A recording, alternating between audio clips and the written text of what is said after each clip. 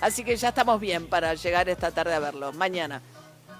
De acá en más. Con María O'Donnell. Un tutorial para tiempos complejos.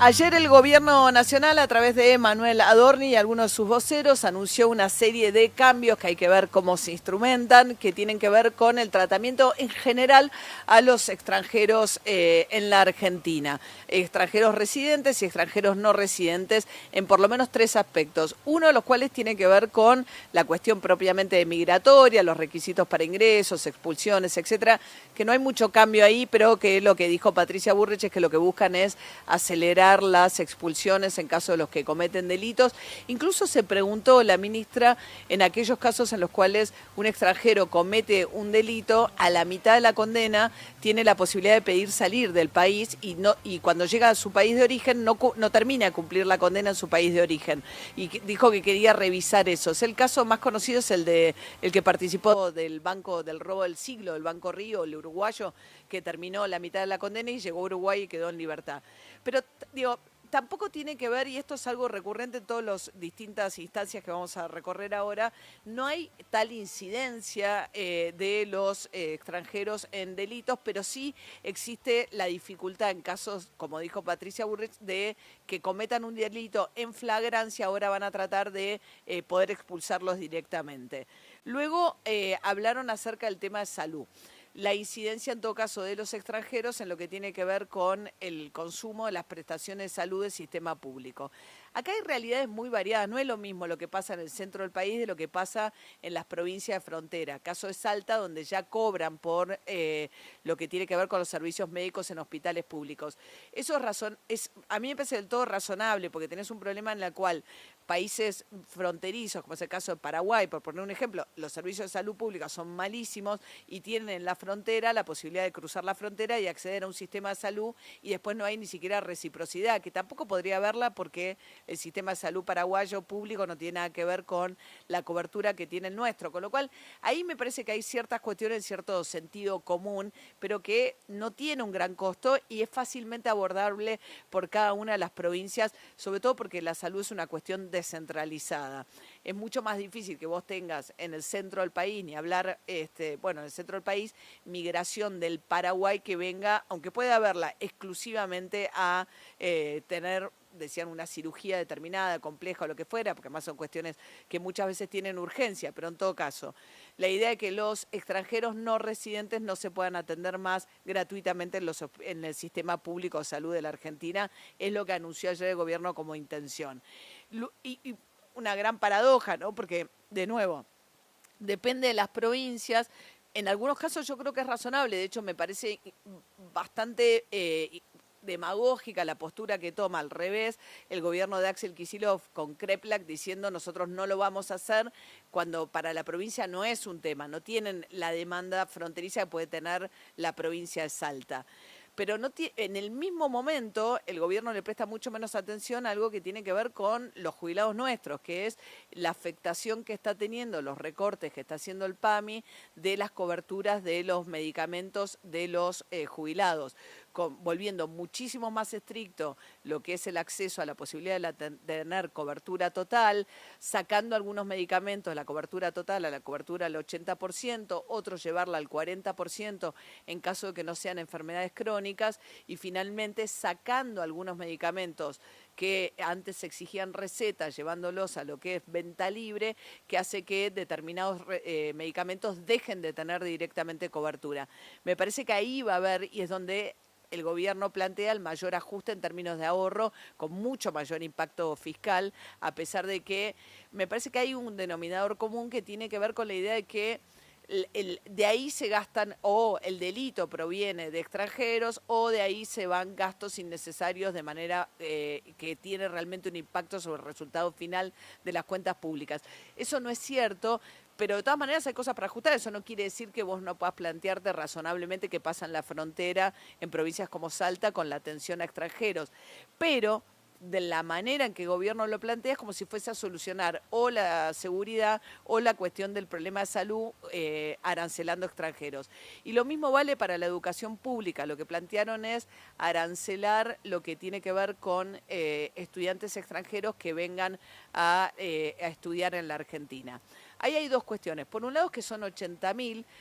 Por otra parte, que son menos del 4%. Adorni tomó la versión más, tomó un ejemplo que no es representativo de lo que pasa en la gran mayoría de las carreras. Tomó el ejemplo de la carrera de medicina y dijo que 1 de cada 3 son extranjeros. Yo no sé bien, es cierto que en medicina tenés mucho mayor presencia, especialmente en la Universidad de La Plata, hay que ver el número, pero en la totalidad de las carreras es menos del 4%. Hay países, nos contaba recién el rector de la Universidad de La Pampa, que tienen un poco esa visión, caso Alemania, por ejemplo, en Europa, donde hay estudios económicos que te dicen que los estudiantes te dejan mucho más dinero del que finalmente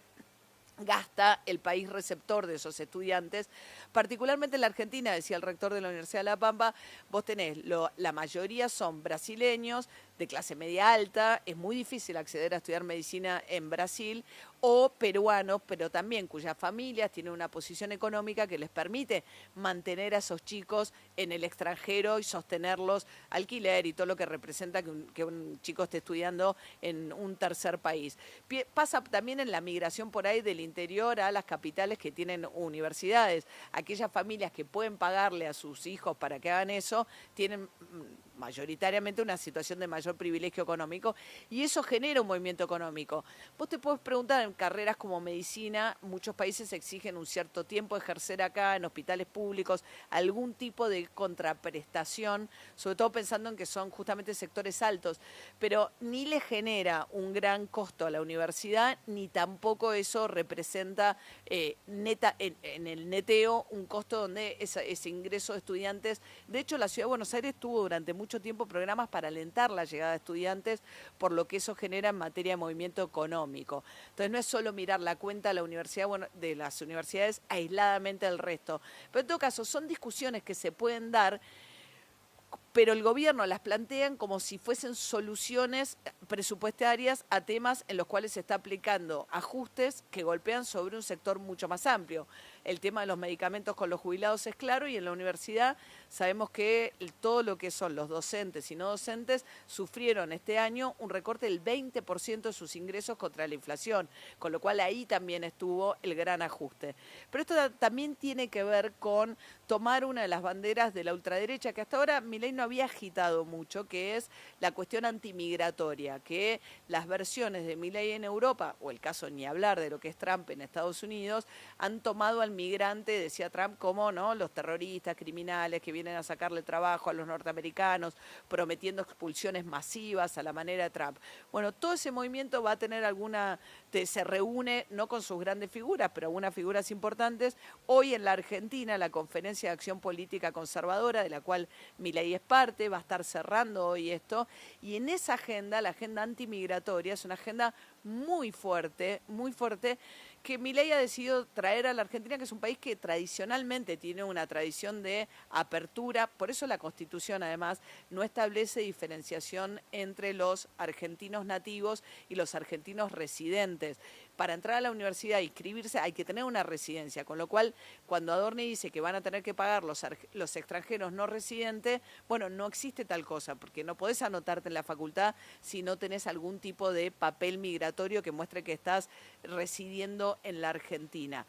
Pero nuestra Constitución decía, como es una Constitución que recibía migrantes, no establece esa distinción. Y la mayoría de las leyes migratorias o lo que tiene que ver con los ingresos a la universidad reflejan un poco ese espíritu que ha tenido históricamente la Argentina y que siempre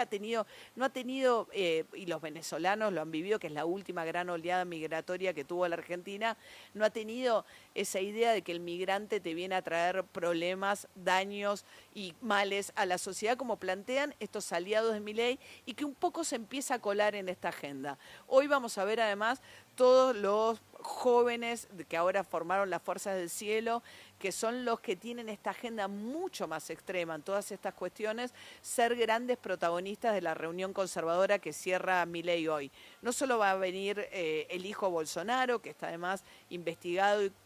no puede presentarse a elecciones porque tuvo un plan para dar un golpe y envenenar a Lula da Silva con tal de no reconocer el resultado electoral. Va a estar Bannon, que fue el asesor de Donald Trump por videoconferencia, que estuvo 4 meses preso porque se negó a declarar ante el Congreso que investigaba cómo intentó obstruir Donald Trump hace 4 años el reconocimiento del triunfo de Biden, sino que también van a estar los jóvenes libertarios que tienen hoy posiciones importantes en el gobierno, como el caso o en la fundación que acaba de crear Milei, como es el caso de Agustín Laje, o Nahuel Sotelo, que está en la Cancillería, o el Gordo Dan, que ahora parece que va a ser candidato en la provincia de Buenos Aires. Bueno, todos estos jóvenes libertarios de discursos muy extremos, que son parte también del esquema mediático de Santiago Caputo, traen esta agenda a la Argentina, van a ser hoy protagonistas junto con Javier Milei en esta conferencia, que creo que nos trae además un tipo de discurso y un tipo de problemática